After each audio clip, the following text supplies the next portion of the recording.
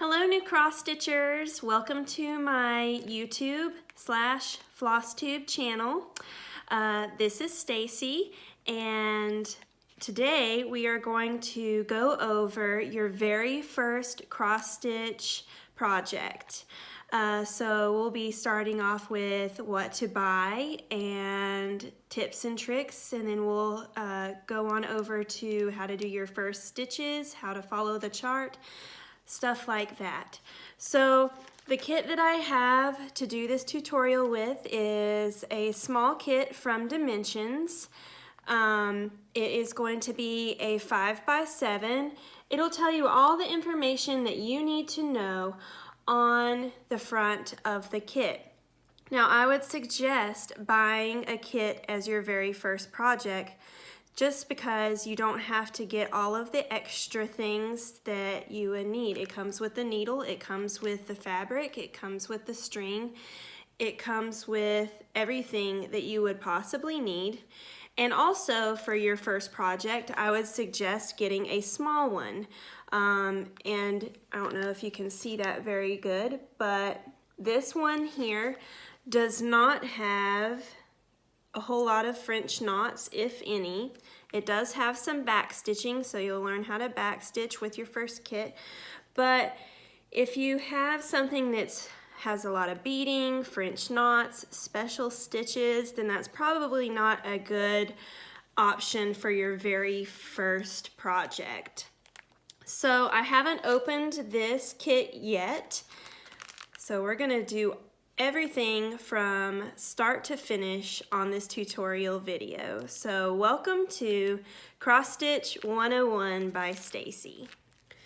So here are the supplies that you will need. You'll need your cross stitch kit.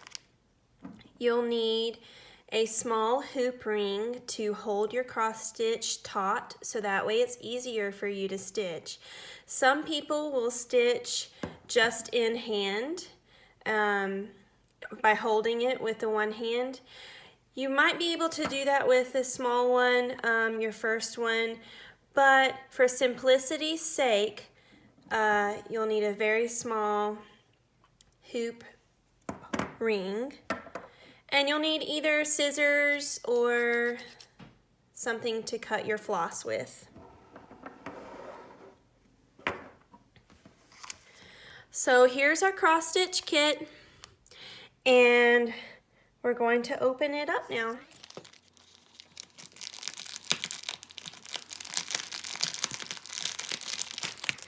So in your kit, you will of course have the photo of what your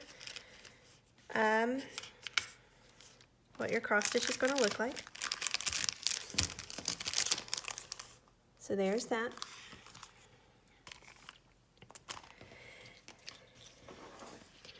You will have your floss.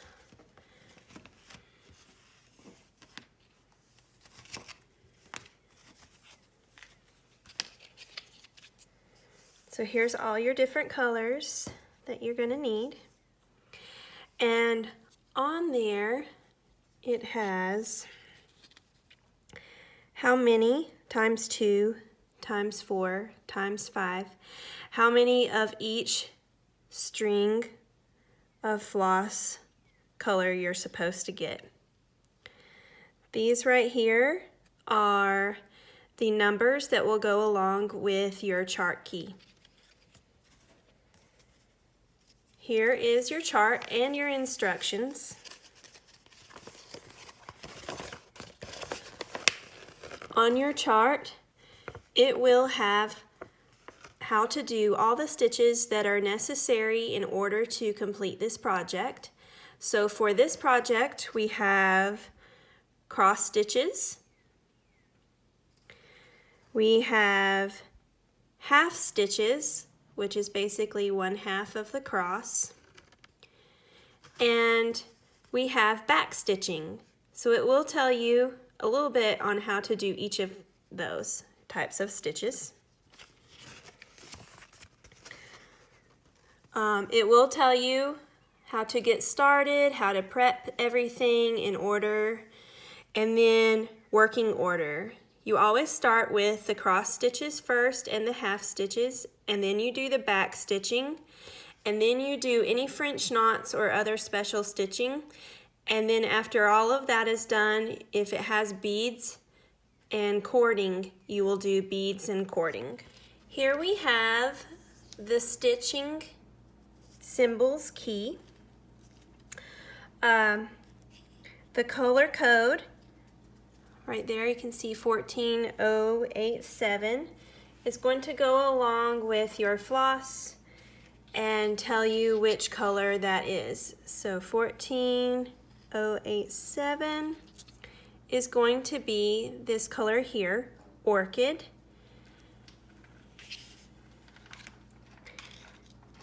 Orchid. And how you read this is all of your codes are going to be over here, all of the descriptions of the colors here. This says cross stitch, which means that you're going to do the crosses. This symbol, this little red music note looking thing, and then it has a 2 in parentheses. That means that you're going to use 2 strands of the floss in order to make your stitches with. Over here says half cross stitch, and like for instance the lime green, this symbol here means a half cross stitch, which is just one way of the cross. 3 strands of floss, and then over here we have the back stitch, which for instance this one down here, this dark red line or thick red line, is the blue black color, and you're going to use 4 strands of cross to do your back stitches with. And down here sometimes you're going to have mixtures. So what this means is the M is going to be 1 strand of the aqua green and 1 strand of the teal blue in your needle together. So that's how to read the key. Here's all of your flosses, all of your string, and you'll notice, I'll show you just on this one, your floss will have 6 strands in 1 string. So when it says 2 strands on the key, you're actually going to take out 1 by 1, however many you need, and that is going to be what you stitch with. So basically our next step on getting started is to find the center of the fabric as well as the center of the chart. Most charts will have arrows pointing to the center on each of the sides, and so the center of this chart, and I can't show you the whole chart for copyright purposes, but the center of this chart is right there where I put that blue highlighter dot. So that is the center of the chart. And now to find the center of the fabric, you're just going to fold your fabric as close to the edges and straight as you can get it. If it's not completely straight, that's all right, because they don't ever cut these fabric completely straight. So you're going to fold it that way and then fold it again.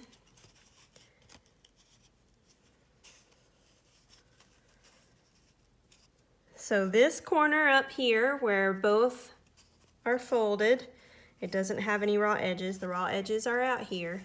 This corner up here on the opposite side of the raw edges is where your center is. So you're just going to stick the needle in there just so it goes in enough that you can see whenever you unfold it about where the center is. So now when we unfold it,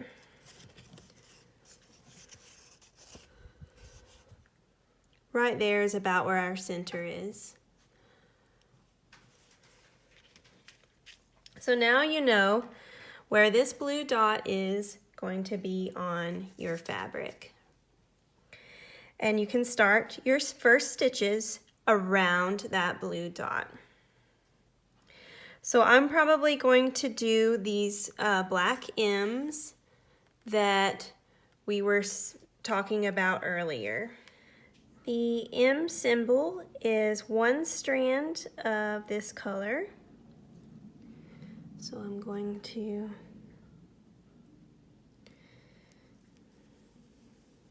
get out one strand of this color.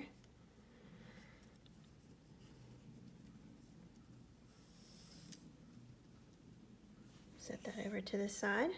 There's our one strand. And one strand of this color.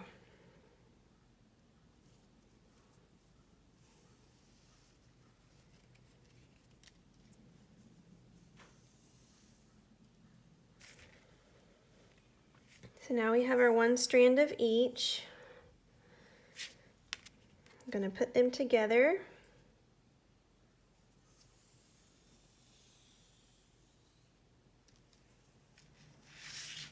And that makes our color there. So our needle is threaded over here with a blend. And we're just going to put our frame right on the center there. The easiest way to do this is put your frame down, place your fabric in, and then it'll be stiff at first, but it will loosen up as you work with it. If you want to stitch in hand, it's good that it's stiff. So there we are, we have our little frame in there. I can see where the needle was in the fabric for the center, which it went through right there and came out right there. And so our M's, our symbols, are going to go up from the center. And there's no specific exact way to stitch. Everybody does it differently. You can start doing half stitches down the row and then cross them as you go back up, or you can do your crosses as you go. It doesn't matter. This is your first project. Just have fun with it. So we're going to bring up our needle through the center. The first stitch that you do on the back side, you are going to leave a tail. And the reason you're going to leave a tail is so that you, when you're stitching, you can stitch on the back side over that, and that's what's going to hold your string in place.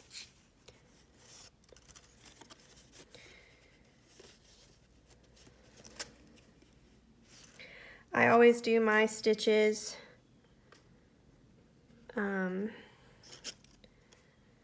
diagonal upright, and then cross them diagonal up left.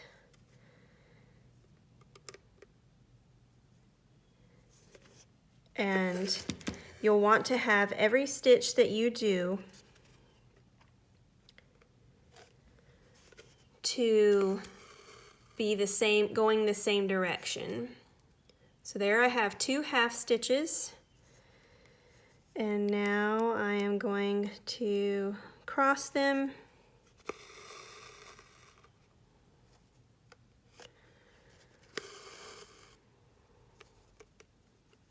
if you can find a long row to do, so that way your tail is for sure tucked in there, that would be good as well. So now I have 2 crosses, and now let me do the other 2 that are in that little 4. As you can see again, I'm doing these 4 stitches. M, M, M, M. That's what I'm doing right now. Again, I always go diagonal up right, and then I cross them diagonal up left.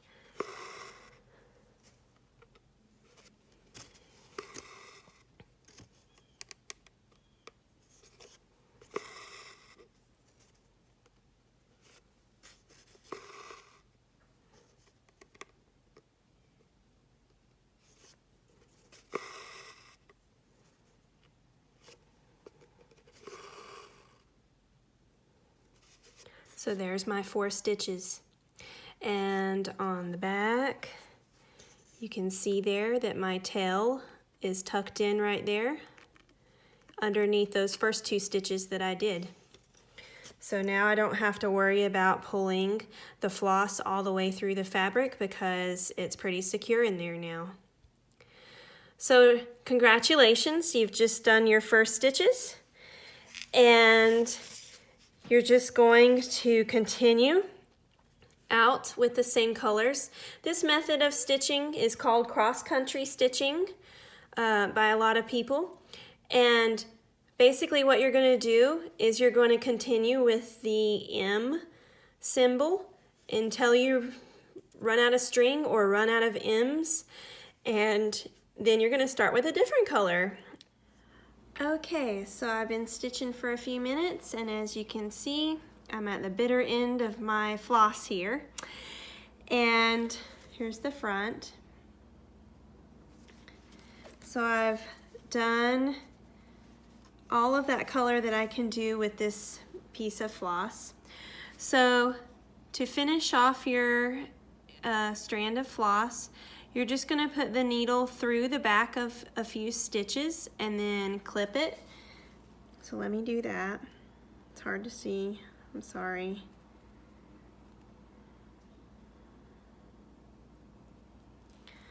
So as you can see, I've put the needle through the backs of all those stitches right there. I'm going to pull it through.